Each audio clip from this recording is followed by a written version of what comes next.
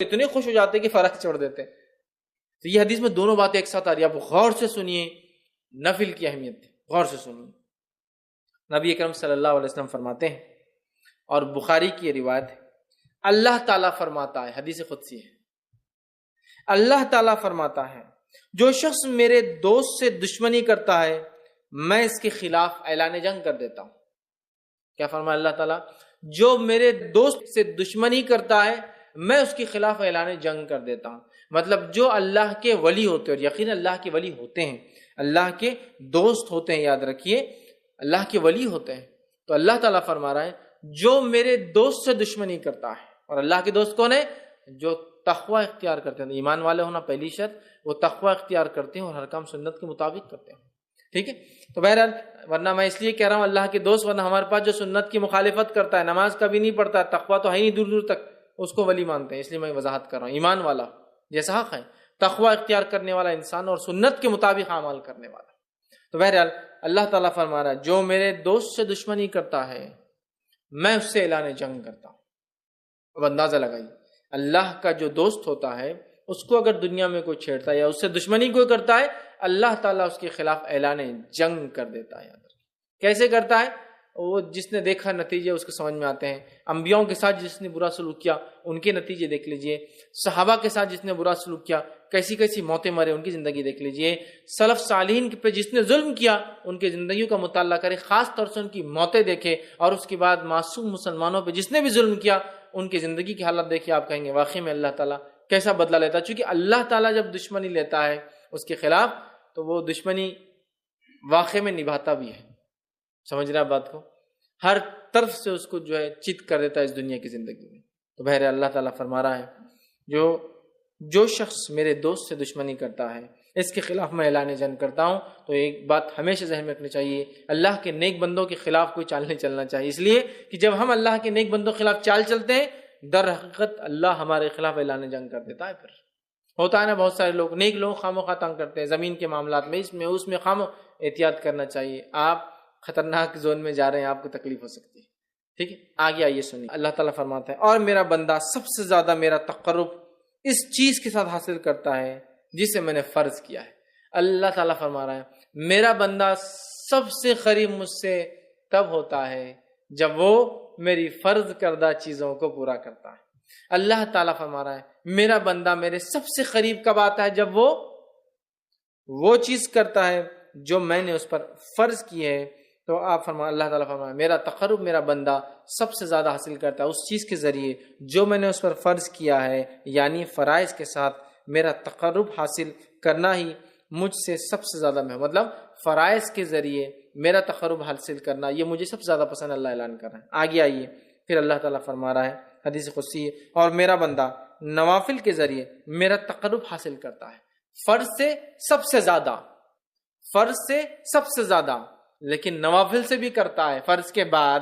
مطلب فرض جو ادا کرتا ہے اس کی نفل قبول ہوتی ہے، بات بھی یاد رکھیں. پھر اللہ فرماتا ہے پھر جب اور میرا بندہ نوافل کے ذریعے میرا تقرب حاصل کرتا رہتا ہے یہاں تک کہ میں اس سے محبت کر لیتا ہوں. میرا بندہ پہلے تو فرض کرتا ہے، میرا تقرب حاصل کر لیتا ہے، چونکہ فرض سے ہی میں سب سے زیادہ قریب ہوتا ہوں بندوں کے، یہ مجھے سب سے زیادہ محبوب ہے. پھر میرا بندہ نفل پڑھتا ہے اور نفل پڑھ کر میرا تقرب حاصل کرتا ہے، اتنا تقرب حاصل کرتا ہے کہ میں بھی اس سے محبت کرنا شروع کر دیتا ہوں نوافل کے ذریعے. اب آگے سنیے ذرا. تو میں بھی اس سے محبت کر لیتا ہوں. پھر جب میں اس سے محبت کر لیتا ہوں، فرض سب زیادہ اللہ کو پسند عمل ہے، سب زیادہ قریب بندہ فرض سے آتا ہے، لیکن فرض سے جو قریب آنے کے بعد بھی جو نفل پڑھے وہ ٹاپ موسٹ چل جاتا ہے. بولنے کا مطلب یہ ایک انسان صرف فرض بھی کرتا ہے اللہ سے قریب ہوتا ہے، لیکن فرض کے بعد جو نفل پڑھے وہ ٹاپ موسٹ لیول تک پہنچ جاتا ہے اللہ کے قریب، اتنا کہ اللہ تعالیٰ اس سے محبت کرنے لگتا ہے. اور اللہ فرماتا ہے اور جب میں اس سے محبت کرنے لگتا ہوں تو میں اس کا کان بن جاتا ہوں جس سے وہ سنتا ہے. اس حدیث کو غلط معنی مت دیجیے کہ واقعی میں اللہ اس کے اندر حلول کر جاتا ہے، نہیں، مطلب وہ وہی باتیں سنتا ہے جو میں چاہتا ہوں کہ وہ سنے، کوئی غلط بات نہیں سنتا ہے. اللہ فرماتا میں اس کا کان بن جاتا ہوں جس سے وہ سنتا ہے، اس کی آنکھ بن جاتا ہوں جس سے وہ دیکھتا ہے، اس کی آنکھ بن جاتا ہوں جس سے وہ دیکھتا ہے۔ عثمان ابن عفان رضی اللہ عنہ فرمایا کرتے تھے کہ مومن کی فراست اس کی نظروں سے بچا کرو، اس لیے کہ مومن جو ہوتا ہے نا اس کی آنکھوں سے چیزوں کو پہچان لیتا ہے۔ بہت سارے سلف کے واقعات ہیں، لوگوں کو، چہروں کو، ان کی حالت دیکھ کر پہچان لیتے تھے کیا پرابلمس ہیں، اس لیے نہیں کہ ان کو غائب کا نعوذ باللہ، لیکن اللہ تعالیٰ نے ان کو وہ صلاحیت دے دی تھی۔ ہوتا ہے نا، لوگ بولتے رہے ڈاکٹر ہاتھ لگا دے تشخیص کر لیتا ہے، چہرہ دیکھتے انہوں نے پہچان لیا کیا ہوگا، یا سوال کرتے دیکھو جواب وہی آیا جو سوال تھا، حالانکہ اس میں یہ بات نہیں کہی گئی تھی۔ یہ ساری چیزیں ہوتی ہیں، ٹھیک ہے۔ تو یہاں دیکھیے اللہ کے رسول صلی اللہ علیہ وسلم کیا فرما رہے ہیں کہ اللہ تعالیٰ فرما رہا ہے میں اس کی آنکھ بن جاتا ہوں جس سے وہ دیکھتا ہے، اس کا ہاتھ بن جاتا ہوں جس کے ذریعے وہ پکڑتا ہے۔ مطلب وہی دیکھتا ہے جو اللہ چاہتا ہے، وہی سنتا ہے جو اللہ چاہتا ہے، وہی پکڑتا ہے جو اللہ چاہتا ہے۔ مطلب مومن ہر وہ کام نفل کے ذریعے اللہ سے محبت حاصل کر کے اللہ اس کے ریٹرن میں اس کو ہر وہ چیز کرواتا ہے جو اس کا رب اس سے صرف پسند کرتا ہے، اس کے علاوہ نہ کچھ سنتا ہے، نہ کچھ دیکھتا ہے، نہ کچھ پکڑتا ہے۔ تو میں اس کا ہاتھ بن جاتا ہوں جس کے ذریعے وہ پکڑتا ہے، اور اس کا پاؤں بن جاتا ہوں جس کے ذریعے وہ چلتا ہے۔ مطلب مومن چلیں گا بھی تو اب سیدھے راستے پر، چونکہ اب وہ غلط راستے پر نہیں جائیں گا، چونکہ نفل کے ذریعے وہ اللہ کی محبت حاصل کر چکا ہے۔ اللہ کی محبت جو بندہ حاصل کر لیتا ہے اس کا رب کا فضل اس پہ یہ ہوتا ہے کہ وہ ہر وہ کام کرتا ہے جو اس کا رب چاہتا ہے، اس کے علاوہ وہ کچھ نہیں کرتا۔ تو یہاں جو ہے اس سے وہ چلتا ہے، ان تمام اعضاء کو اپنی اطاعت میں لگا دیتا ہے، اور اگر وہ مجھ سے سوال کرتا ہے تو میں ضرور بھی ضرور اس کو عطا کرتا ہوں۔ اگر وہ مجھ سے سوال کرتا ہے تو میں ضرور بھی ضرور اس کو عطا کرتا ہوں، معلوم، ضرور بھی ضرور عطا کرتا ہوں اگر وہ مجھ سے سوال کرتا ہے۔ کون سا بندہ؟ فرائض کے بعد نفل کا اہتمام کر کے رب سے محبت حاصل کر لینے والا بندہ۔ دیکھتا ہے تو وہی جو اس کا رب چاہتا ہے، سنتا ہے وہی جو اس کا رب چاہتا ہے، پکڑتا ہے وہی جو اس کا رب چاہتا ہے، چلتا ہے اسی راہ پر جس پہ رب چاہتا ہے، اور جب وہ مانگتا ہے تو اس کا رب اس کی جو ہے ضرور بھی ضرور اس کو عطا کر دیتا ہے۔ اور اگر وہ میری پناہ طلب کرے تو میں یقیناً اس کو پناہ دے دیتا ہوں۔ اور اگر وہ میری پناہ طلب کرتا ہے، دعا میں خاص دعا یاد رکھی، پناہ مانگنا مصیبت کے وقت، تو اگر وہ میری پناہ مانگتا ہے تو میں اسے پناہ دے دیتا ہوں اپنی طرف سے۔ سبحان اللہ، کتنے بڑے بڑے فضائل ہے نفل کو ادا کرنے کی، کتنے بڑے بڑے فضائل، اندازہ لگائیے، ہے نا۔ اللہ کو سب سے زیادہ محبوب عمل لیکن کون سا ہے؟ فرض ہے، یاد رکھیے، فرض نماز، مال میں فرض عبادت زکوٰۃ، ہے نا۔ اس کے بعد اللہ تعالیٰ نے رمضان کے 1 مہینے کے روزے، اس کے بعد حج، سب سے زیادہ محبوب عمل۔ اس کے بعد یہ کرنے کے بعد بندہ نفل کے اندر دوڑتا ہے، آگے بڑھتا ہے۔ فرض نماز کے بعد نفل نماز، فرض زکوٰۃ کے بعد نفلی زکوٰۃ، فرض روزوں کے بعد نفلی روزے، فرض حج کے بعد نفلی عمرے، نفلی حج بولتے ہیں اس کو حج صغیر، چھوٹا حج، وہ کرتا ہے تو اللہ سے اتنا قریب ہوتا ہے کہ اللہ محبت کرنے لگتا ہے۔ جب اللہ محبت کرنے لگتا ہے تو وہ جو دیکھتا ہے وہ جو اس کا رب چاہتا ہے، وہی سنتا ہے جو اس کا رب چاہتا ہے، وہی اس کے ہاتھ پکڑتے اس کا رب چاہتا ہے، اسی راہ پر چلتا ہے، قدم چلتے ہیں جو اس کا رب چاہتا ہے۔ اور پھر جب اپنے رب سے مانگتا ہے اس کا رب اس کو پورا، اس کی دعاؤں کو پورا کرتا ہے۔ اور جب وہ پناہ طلب کرتا ہے تو اللہ تعالیٰ اس کو پناہ عطا کر دیتا ہے۔